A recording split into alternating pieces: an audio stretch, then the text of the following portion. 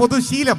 2, ഒന്നാം പിണറായി സർക്കാരിന്റെ അവസാനത്തെ 6 മാസം അങ്ങേയറ്റം നികൃഷ്ടമായ വിവാദ കോലാഹലങ്ങൾ കൊണ്ട് കേരളത്തെ മലീമസമാക്കാൻ കേരളത്തിന്റെ പ്രതിപക്ഷവും മാധ്യമങ്ങളും എല്ലാ ഇടതുപക്ഷ വിരുദ്ധ ശക്തികളും കൈകോർത്തു. 6 മാസം വിവാദം മാത്രമല്ലേ ഉണ്ടായിട്ടുള്ളൂ. എല്ലാ ദിവസവും ടെലിവിഷൻ ചാനലുകളിലെ ചർച്ച സ്വർണ്ണക്കള്ളക്കടത്തായിരുന്നില്ലേ? സ്വർണം കടത്തിയവനും ഏറ്റുവാങ്ങിയവനും അയച്ചവനും അതിന്റെ പേരിൽ പോലീസ് പിടിച്ചവനും ജയിലിൽ അടച്ചവനും ഒന്നും ഒരു കുറ്റവുമില്ല. കുറ്റം മുഴുവൻ കേരളത്തിലെ ഗവൺമെന്റിന്, മുഖ്യമന്ത്രിയുടെ ഓഫീസിന്. ഈ നിലയിലായിരുന്നു ചർച്ചകളുടെ രീതി. ഏതെല്ലാം വിചിത്രമായ വങ്കത്തങ്ങൾ അന്ന് ടെലിവിഷൻ ചാനലുകളിലൂടെ ദിനപത്രങ്ങളിലൂടെ അവതരിപ്പിക്കപ്പെട്ടു. ഈന്തപ്പഴത്തിന്റെ ഉള്ളിൽ സ്വർണം കടത്തി എന്ന് പറഞ്ഞില്ലേ? ഖുറാന്റെ മറവിൽ സ്വർണം കടത്തി എന്ന് ആരോപിച്ചില്ലേ? ബിരിയാണി ചെമ്പിന് അകത്ത് സ്വർണം കൊണ്ടുവന്നു എന്ന് പറഞ്ഞില്ലേ? ഷാർജ ഷെയ്ഖിന് കൈക്കൂലി കൊടുത്തു എന്ന് പറഞ്ഞില്ലേ? മനുഷ്യന്റെ സാമാന്യ ബുദ്ധിക്ക് നിരക്കാത്ത അറുവഷളൻ വങ്കത്തരങ്ങൾ വാർത്ത എന്ന വിധത്തിൽ അവതരിപ്പിച്ചില്ലേ? നിരന്തരം ഇത്തരത്തിലുള്ള അപവാദ പ്രചരണങ്ങളുടെ കോലാഹലം സംഘടിപ്പിച്ചപ്പോ കോൺഗ്രസ് കരുതി കുറെ ആളുകളെ ഇതൊക്കെ സ്വാധീനിച്ചിട്ടുണ്ടാവും. നിരന്തരം ഇത് കേട്ട് ചെറിയൊരു ശതമാനമെങ്കിലും ഈ പ്രചരണത്തിന്റെ കുഴിയിൽ വീണുപോയിട്ടുണ്ടാവും. അപ്പൊ അങ്ങനെ കൂടി വരുമ്പോ ഉറപ്പായും ജയിക്കും എന്നാണ് കണക്ക് കൂട്ടിയത്. പക്ഷെ വോട്ടെണ്ണി കഴിഞ്ഞപ്പോഴോ കേരളത്തിന്റെ രാഷ്ട്രീയ ചരിത്രം തിരുത്തി കുറിക്കപ്പെട്ടു. കണ്ണഞ്ചിപ്പിക്കുന്ന വിജയം ഇടതുപക്ഷം നേടി. 91 ഉണ്ടായിരുന്നത് 99 നിയമസഭാംഗങ്ങളുടെ എണ്ണം. വോട്ടും സീറ്റും ഭൂരിപക്ഷവും കൂടി. ഇങ്ങനെ ഒരു അനുഭവം കേരളത്തിൽ ഉണ്ടായിട്ടില്ല. ആദ്യമായി ഇടതുപക്ഷത്തിന്റെ തുടർഭരണം എന്ന യാഥാർത്ഥ്യത്തിലേക്ക് കേരളം കടന്നു വന്നു. അതെങ്ങനെ സംഭവിച്ചു? ഈ പ്രചണ്ഡമായ ഇടതുപക്ഷ വിരുദ്ധ പ്രചരണ കൊടുങ്കാറ്റിന്റെ മുന്നിലും പർവ്വത സമാനമായ കരുത്തോടെ മലയാളി അചഞ്ചലമായ ഇടതുപക്ഷ കൂറ് പ്രകടിപ്പിച്ചത് എന്തുകൊണ്ടാണ്? സ്വന്തം അനുഭവങ്ങൾ പകർന്നു നൽകിയ ബോധ്യമാണ്. അതാണ് ഒന്നാം പിണറായി സർക്കാരിന്റെ ജനകീയമായ മുന്നേറ്റങ്ങളുടെ സാക്ഷ്യപത്രങ്ങൾ ഓരോ ഗ്രാമത്തിലും അനുഭവവേദ്യമായിരുന്നു. ഗവൺമെന്റിന്റെ നേട്ടങ്ങൾ നോക്കിയാൽ കാണുന്നതായിരുന്നു, ജീവിതത്തിൽ അനുഭവപ്പെടുന്നതായിരുന്നു. ഞാനതെല്ലാം ഇവിടെ വിശദീകരിക്കുന്നില്ല. പുതിയൊരു കേരളം എന്നതൊരു മുദ്രാവാക്യം മാത്രമല്ലെന്നും അത് കേരളത്തിൽ സംഭവിച്ചുകൊണ്ടിരിക്കുകയാണ് എന്നും നല്ല ബോധ്യം ജനങ്ങൾക്കുണ്ടായി. നമ്മുടെ പള്ളിക്കൂടങ്ങൾ, ക്ലാസ് മുറികളെല്ലാം സ്മാർട്ട് ക്ലാസ് മുറികളായി മാറി. 1ാം ക്ലാസ്സിൽ പഠിക്കുന്ന കുട്ടി കമ്പ്യൂട്ടറിന്റെ സഹായത്തോടെ പഠിക്കുന്നു. പുതിയ ആധുനിക കെട്ടിടങ്ങൾ, ആശുപത്രികൾ, താലൂക്ക് ആശുപത്രികളിൽ പോലും ഡയാലിസിസ് സെന്ററുകൾ, ആവശ്യത്തിന് മരുന്ന്, ഡോക്ടർമാർ, primary health centre family health സെന്ററായി മാറുന്നു. ഡോക്ടർമാരുടെ എണ്ണം കൂടുന്നു. പകൽ മുഴുവൻ OP. കേരളത്തിൽ എന്തെന്ത് മാറ്റങ്ങളാണ് വന്നത്? ക്ഷേമ പെൻഷനെ കുറിച്ച് ഞാൻ സൂചിപ്പിച്ചു. പവർ കട്ടില്ലാത്ത നാടായി കേരളത്തെ മാറ്റി. ഉമ്മൻചാണ്ടി കേരളത്തിന്റെ മുഖ്യമന്ത്രി ആയിരുന്നപ്പോ ആദ്യം അരമണിക്കൂർ പവർ കട്ടാണ്. ഇവിടെ മുന്നിൽ മുഴുവൻ സ്ത്രീകളാണ് ഇരിക്കുന്നത്. അരമണിക്കൂർ പവർ കട്ടെന്ന് പറഞ്ഞാൽ ഒരു സീരിയൽ പോയില്ലേ? ഏത്തൊക്കെ സീരിയൽ ഇടയ്ക്ക് മുറിഞ്ഞു പോയി. അത് ആലോചിച്ച് എത്ര ടെൻഷൻ അടിച്ചു. എന്ത് സംഭവിച്ചു എന്ന് ആലോചിച്ച്. സ്ത്രീകളെന്ന് പറയാൻ പാടില്ല, പുരുഷന്മാരും തുല്യ പങ്കാളികളാണ് സീരിയൽ. പിന്നെയുണ്ട് 1 മണിക്കൂറായി പവർ കട്ട്. അപ്പോ 2 സീരിയൽ പോയി. പിന്നെ അപ്രഖ്യാപിത പവർ കട്ട്. കറണ്ട് പോയാൽ എപ്പോ വരും എന്ന് പറയാൻ പറ്റില്ല. പോയി. ഇതായിരുന്നു കേരളം. ചിലർക്കൊന്നും ആ കാലം ഓർമ്മയില്ല, പെട്ടെന്ന് മറന്നുപോയിരിക്കുന്നു. ഇരുളിലാണ്ട് പോകുന്ന ഒരു നാടായിരുന്നു കേരളം. ഇപ്പോഴോ പവർ കട്ടുണ്ടോ? ലോഡ് ഷെഡിംഗ് ഉണ്ടോ? വ്യവസായങ്ങൾക്ക് 100% പവർ കട്ടായിരുന്നു കൊണ്ട് ആ കേരളത്തെ വെളിച്ചത്തിലേക്ക് നയിച്ചു. കൊച്ചി ഇടമൺ പവർ ഹൈവേ അപ്രായോഗികമെന്ന് ഉമ്മൻചാണ്ടി വിധി എഴുതിയ ഫയൽ പൊടി തട്ടിയെടുത്തു. അസാധ്യമെന്ന് കരുതിയത് ഇച്ഛാശക്തി കൊണ്ട് സാധ്യമാക്കി. കൂടംകുളത്ത് നിന്ന് വൈദ്യുതി എത്തുന്നു. ഒട്ടേറെ ജലവൈദ്യുത പദ്ധതികൾ പുതുതായി ആരംഭിച്ചു. നമ്മളിപ്പോ പവർ കട്ടും ലോഡ് ഷെഡിങ്ങും ഇല്ലാത്ത ഒരു നാടായി നിൽക്കുന്നു. ഇന്ത്യയിലെ മറ്റു സംസ്ഥാനങ്ങളിലോ മണിക്കൂറുകൾ കണക്കിനാണ് പവർ കട്ട്, ലോഡ് ഷെഡിങ്. അതാണ് കേരളത്തിന്റെ മാറ്റം. അസാധ്യമെന്ന് കരുതിയ എത്രയോ പദ്ധതികൾ. ദേശീയപാതാ വികസനം ഇപ്പൊ നടക്കല്ലേ പൊന്നാനിയിലൂടെ? ആ ഫയൽ അടച്ചതല്ലേ ഉമ്മൻചാണ്ടി? കേരളത്തിൽ ദേശീയപാതാ വികസനം പ്രായോഗികമല്ല എന്ന് തീർപ്പ് കൽപ്പിച്ചതല്ലേ? അങ്ങനെ തീർപ്പ് കൽപ്പിച്ചു. National highway authority of India ദേശീയപാതാ വികസനത്തിന് വേണ്ടി തുറന്ന ഓഫീസ് അടച്ചുപൂട്ടി. ഉദ്യോഗസ്ഥന്മാർ മടങ്ങി. അപ്പോഴാണ് ഗവൺമെന്റ് മാറിയത്. നമ്മുടെ ഗവൺമെന്റ് ഒരു വെല്ലുവിളിയാതെ അത് ഏറ്റെടുത്തു. മുഖ്യമന്ത്രി നേരിട്ട് നിരന്തരം ഡൽഹിയിൽ പോയി കേന്ദ്ര ഉപരിതല ഗതാഗത മന്ത്രിയുമായി സമ്മർദ്ദം ചെലുത്തി വാശി പിടിച്ച് സമരം ചെയ്ത് കേരളത്തിന്റെ അവകാശം നേടിയെടുത്തു. അടുത്ത വർഷം ഉദ്ഘാടനം ചെയ്യപ്പെടുകയാണ്. കേരളത്തിന്റെ 2 അറ്റങ്ങൾ തമ്മിൽ 2 സർവീസ് റോഡുകൾ കൂടി ചേരുമ്പോൾ 8 വരി പാത. കേരളത്തിന്റെ യാത്രാ സങ്കല്പങ്ങളിൽ വിപ്ലവകരമായ കുതിച്ചുചാട്ടമുണ്ടാകുന്ന മഹത്തായ മാറ്റം. മലയോര പാത, തീരദേശ പാത, ഇതെല്ലാം പുരോഗമിക്കും. ഇന്ത്യയിലെ ആദ്യത്തെ വാട്ടർ മെട്രോ കൊച്ചിയിൽ.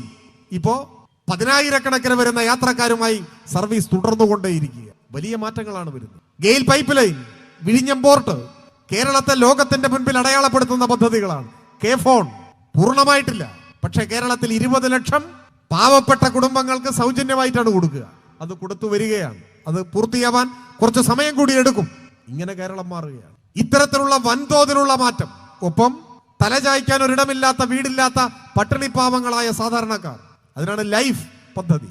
5 ലക്ഷം വീട് 2-3 മാസം കൂടി കഴിയുമ്പോഴേക്ക് 5 ലക്ഷം തികയും. നമ്മുടെ ഗവൺമെന്റ് ഇതിനോടകം നിർമ്മിച്ചു നൽകുന്ന വീടുകളുടെ എണ്ണം ഒരു സർവ്വലോക റെക്കോർഡാണ്. അപ്പോ ഏറ്റവും സാധാരണക്കാരനായ ഒരു മനുഷ്യന്റെ ജീവിതത്തിൽ നേരിട്ടവന് സഹായിക്കുന്ന, പിന്തുണയ്ക്കുന്ന, ആനുകൂല്യം നൽകുന്ന പദ്ധതി മുതൽ ലോകത്തിന്റെ മുന്നിൽ കേരളത്തിന് പുതിയ മുഖം നൽകുന്ന വൻകിട പ്രൊജക്ടുകൾ വരെ കേരളത്തിൽ വിസ്മയം തീർത്തുകൊണ്ട് മുൻപോട്ട് പോകുന്നു. അതാണ് നമ്മുടെ ഗവൺമെന്റിന് ജനങ്ങളുടെ ഇടയിലുള്ള അംഗീകാരം കൂടുതൽ ദൃഢപ്പെടുത്തിയത്.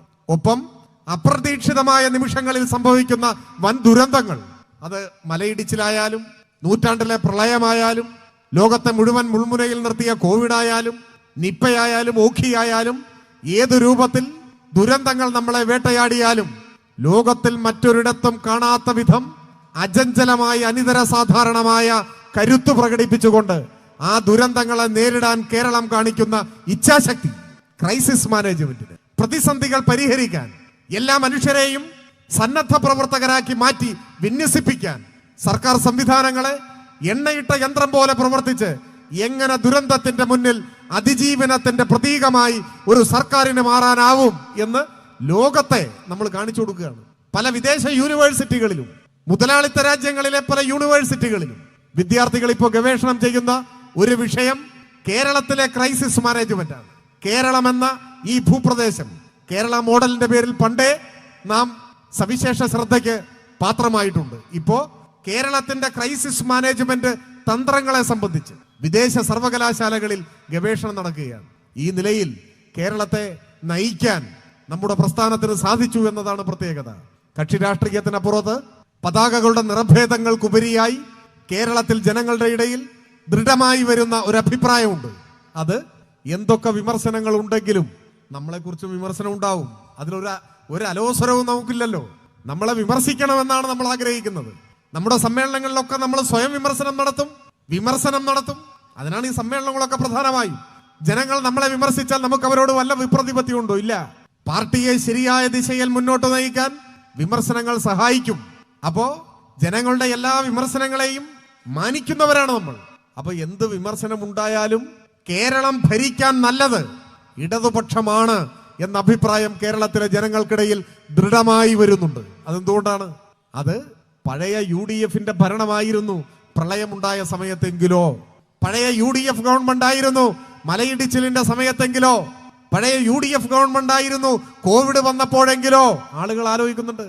തമ്മിൽ തല്ലും, ചേരിപ്പോരും, തൊഴുത്തിൽ കുത്തും, കാലുവാരലും, അഴിമതിയും, അട്ടിമറിയും, തട്ടിപ്പുമായി നടക്കുന്ന ഒരു കൊള്ള സംഘത്തിന്റെ കയ്യിലാണ് കേരളത്തിന്റെ ഭരണമെങ്കിൽ ഈ നാട് തകർന്ന് ചിഹ്ന ഭിന്നമായി പോകുമായിരുന്നില്ലേ?